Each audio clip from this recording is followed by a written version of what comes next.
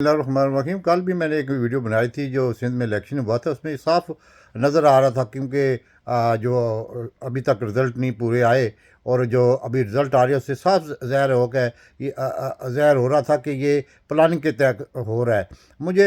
मैं इसीलिए कल भी कहा था, बड़ा गुस्से में कहा था कि 14 साल से ये पूरे कंट्रोल उसका पूरा कंट्रोल था हर एक चीज़ पे, ब्यूरोक्रेसी पे, पुलिस पे और जो इलेक्शन कमिश्नर का अमला है उसके।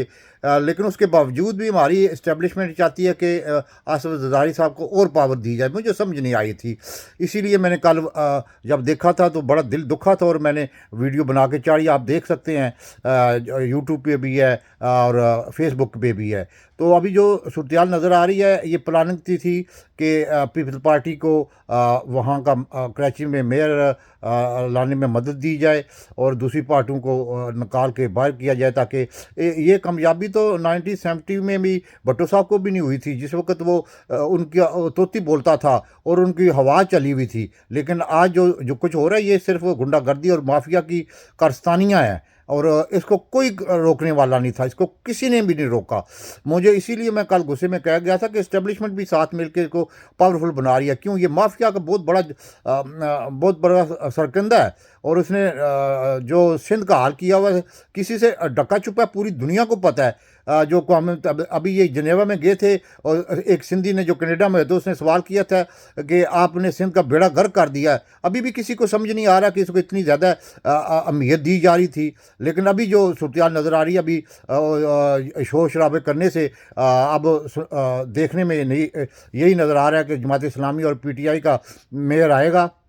इसमें PTI की मकामी क़यादत की भी बहुत सारी गलतियाँ हैं, क्योंकि अली ज़ैदी और इमरान इस्माइल ये इस काबिल नहीं है कि वहाँ तंजीम को हैंडल कर सकें। ये उस बंदे का काम है जो कि आलमगीर जैसा, जो जिसकी तंजीम हो, जो कंट्रोल कर सके, जो बदमाशी भी थोड़ी बहुत दिखा सके और ग्रास रूट लेवल पे अब जाना पड़ेगा इनको, क्योंकि इमरान साहब की पॉपुलरिटी इतनी ज़्यादा है कि उसको और मज़ीद बढ़ाने के लिए ऐसे बंदे की ज़रूरत है जो कि दबदबा भी रखता हो। ऐसा ना हो कि इमरान इस्माइल ने और ये अली ज़ैदी इमरान खान साहब के मुखलिस दोस्त ज़रूर हैं, लेकिन ये कि ये ग्राउंड लेवल पे काम नहीं कर सके। लियारी में अली ज़ैदी गया तो उसको लोगों ने कहा कि अब आपको याद आया है लियारी, तो ये शर्म की बात है। इसलिए मैंने कल भी कहा था कि ये प्लानिंग के तहत जो इलेक्शन हुआ है इसको मतलब के इसको सारी दुनिया ने मुस्तरद कर दिया। हम बैठे हुए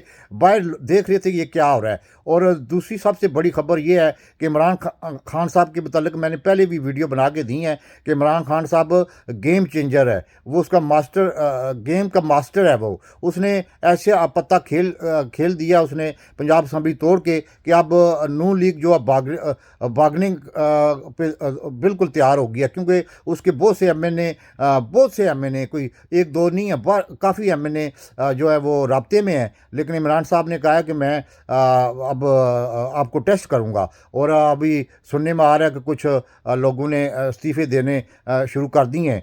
तो इसीलिए मैंने कहा था कि अब पंजाब के कदम के बाद अब शहबाज शरीफ की हुकूमत ज़्यादा अरसा नहीं चल सकेगी। और तीसरी बात ये मामूली बातें नहीं हैं, ये बहुत बड़ी बातें। अब इंटरनेशनल और हमारे नेशनल लेवल के जो इसमें ग्रंटर थे वो भागने शुरू हो गए हैं, क्योंकि इंटरनेशनल लेवल पे भी खलबली मची हुई। आप इंडिया के मीडिया तो देखें कैसे वो चीखें मार है कि इमरान साहब ने क्या कर दिया है, ये तो अपनी असम्बली को डिज़ाल्व कर दिया है। इसका मकसद ये था कि इलेक्शन को करीब लाया जा सके, क्योंकि अगर इमरान ये काम ना करता तो इलेक्शन बड़ा मुश्किल था, क्योंकि इंटरनेशनल ताकतें चाहती थी कि इसी तरह काम चलता रहे।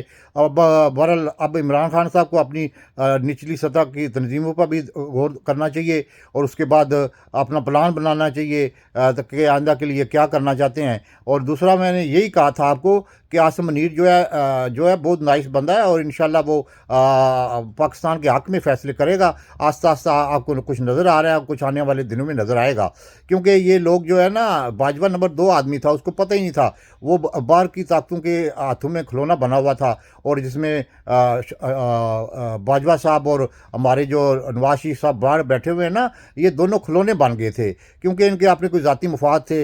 नवाज शरीफ का तो सारी दुनिया को पता है कि उसने अपना पैसा बचाना है, उसका इतना पैसा खरबों के हिसाब से, खरबों डॉलरों के हिसाब से, जो पाकिस्तान के कर्जे क्या आपका पाकिस्तान को जन्नत बनवा सकता है, इतना पैसा भी तक उसके पास है। उनको नवाज शरीफ साहब को पता ही नहीं है कि मेरे कितने पैसे हैं, क्योंकि एवन फील्ड अपार्टमेंट है या कोई, इसकी कीमत इतनी है कि आप सोच नहीं सकते हैं। इसके बच्चे जहाँ रहते हैं उनकी भी कीमतें आप देखेंगे तो हैरान रह जाएंगे। तो ये अब सिलसिला पाकिस्तान में शुरू हो चुका है, और देखें आगे क्या होता है, क्योंकि इमरान साहब ने यह भी फैसला किया है कि मैं कौमी असम्बली में जाना, हम जा रहे हैं। अब वहाँ क्या करते हैं ये भी आने वाले दिनों में पता लग जाएगा, और इंशाल्लाह अब अफवाहों का रुख थोड़ा थोड़ा तब्दील हो गया है। और ये भी बड़ी कामयाबी है कि कराची में इतने जबर और नाकामी तंजीमों की वजह की भी इसमें वजूहत हैं, उसके बावजूद भी पीटीआई ने कुछ ना कुछ बेहतर परफॉर्मेंस दी है, लेकिन इसको मज़ीद परफॉर्मेंस देनी चाहिए थी, क्योंकि सर्वे यही बता रहे थे कि वो स्वीप करेगी।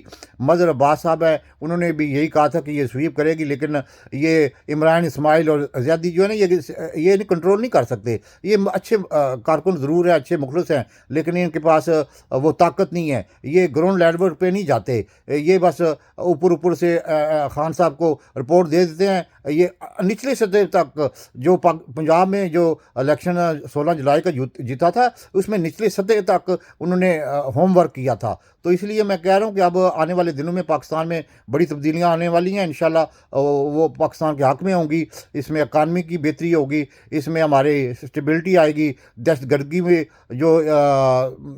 जो शुरू होगी थी वो भी रुकने इंशाल्लाह रुक जाएगी, और अफ़गानिस्तान के तल्क़ात भी बेहतर हो जाएंगे, और हमारी फ़ॉरेन पॉलिसी भी खुद मुख्तियार हो जाएगी अगर इमरान खान साहब आ जाते हैं। अगर यही चोर जो 30 साल से लूटते हैं ये अगर रहेंगे तो मुल्क तबाह बर्बाद हो जाएगा। लेकिन मेरा ख्याल है कि अब आसिम मुनीर ये होने नहीं देगा। पाकिस्तान जिंदाबाद।